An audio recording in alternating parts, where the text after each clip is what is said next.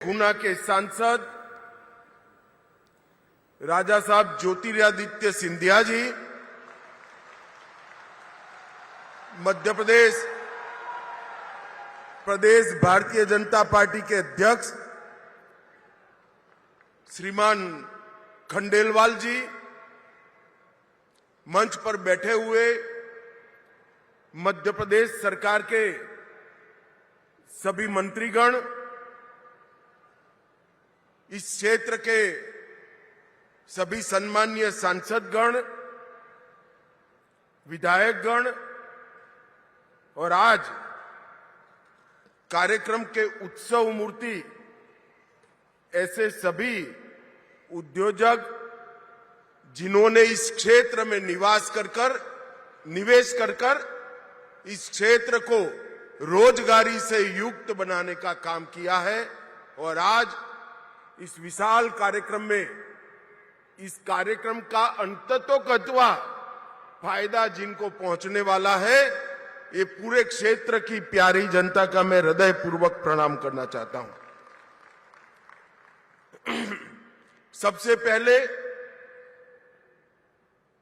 एक ग्वालियर क्षेत्र जिसने अनेक सदियों तक भारत को कई मायने में कई क्षेत्रों में ऊर्जा और गति देने का काम किया है। जब मुगलों के सामने लड़ना था तब यहीं से लड़ाई की शुरुआत हुई।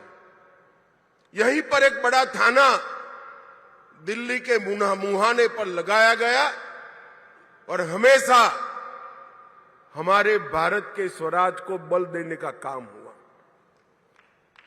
तानसेन से लेकर आज तक ग्वालियर घराने के सभी साजिंदों के और गायकों ने हमारी संगीत की सांस्कृतिक विरासत को शक्ति देने का काम किया। इस क्षेत्र के किसानों ने हमेशा इस देश की कृषि को नई दिशा भी की है, गति भी दी है, ऊर्जा भी दी है। और सबसे बड़ी बात, इसी क्षेत्र ने आजादी के कालखंड के बाद, देश आजाद होने के बाद बड़ी मात्रा में पैरामिलिट्री फोर्सेस और मिलिट्री में जवान देने का काम किया है। ये ग्वालियर क्षेत्रों को मैं प्रणाम करता हूं। मित्रों, आज अटल जी की जयंती का दिन है। समग्र देश अटल जयंती को मना रहा है।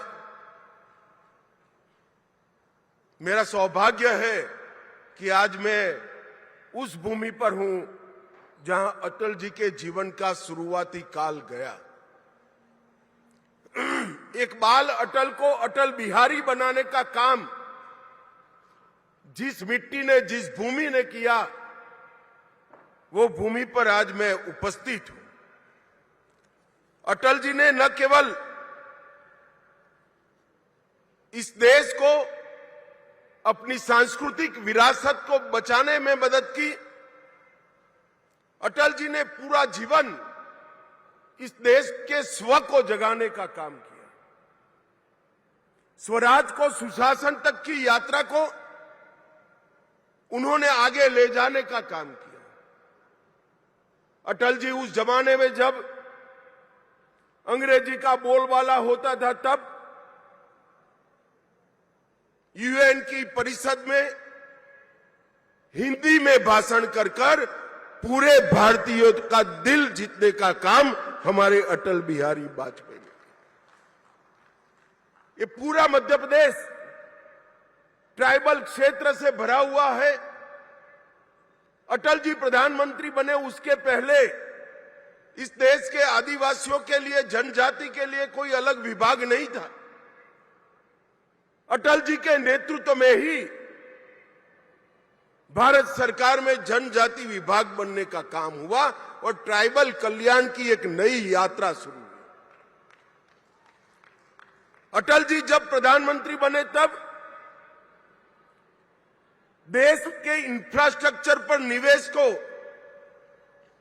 वोट जीतने का, चुनाव जीतने का जरिया नहीं माना जाता था। इससे कोई मत प्राप्त नहीं होते हैं। ऐसी दकियानुसी कांग्रेसी विचारधारा को तोड़कर स्वर्ण भुज योजना, देश को जोड़ने वाले 6 महामार्ग अटल जी ने बनाकर इस देश को इंफ्रास्ट्रक्चर के रास्ते पर आगे बढ़ाया। अटल जी ने ही पूरी दुनिया के सामने परमाणु शक्ति शांति के लिए भी बन सकते हैं, इसका सिद्धांत प्रस्तापित कर दुनिया भर के दबाव के विरुद्ध में जाकर भारत को आणविक शक्ति बनाने का काम सम्माननीय अटल जी ने किया। जब कारगिल में घुसपैठिए घुसे, दुनिया भर का दबाव था कि अंतर्राष्ट्रीय मंच पर जाकर पाकिस्तान से चर्चा कर जाए। अटल जी ने बड़ी फर्मनेस के साथ किया, कहा कि हमने शांति का प्रयास कर दिया, हमारे साथ धोखा हुआ है, अब पाकिस्तान से चर्चा तब तक नहीं हो सकती जब तक एक एक घुसपैठिया भारत से खदेड़ दिया नहीं जाएगा।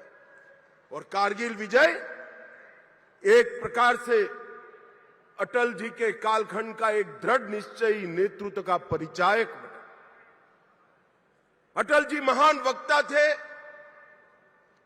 संवेदनशील कवि थे, लोक संग्रह और लोक कल्याण को समर्पित नेता थे, और सबसे बड़ी बात थी कि राजनीति में रहकर भी अजात शत्रु बनकर मृत्यु का वरण करना बहुत बड़ी बात होती है।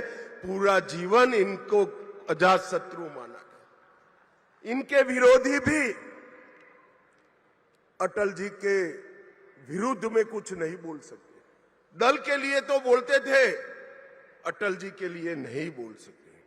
आज एक युग पुरुष, एक स्वप्नद्रष्टा, आधुनिक भारत के इंफ्रास्ट्रक्चर डेवलपमेंट की नींव डालने वाले व्यक्ति का हम 101वां जयंती मना रहे हैं। मैं भारतीय जनता पार्टी के करोड़ों कार्यकर्ता और देश की जनता की ओर से ये महामानव को मनपूर्वक श्रद्धांजलि देता हूं।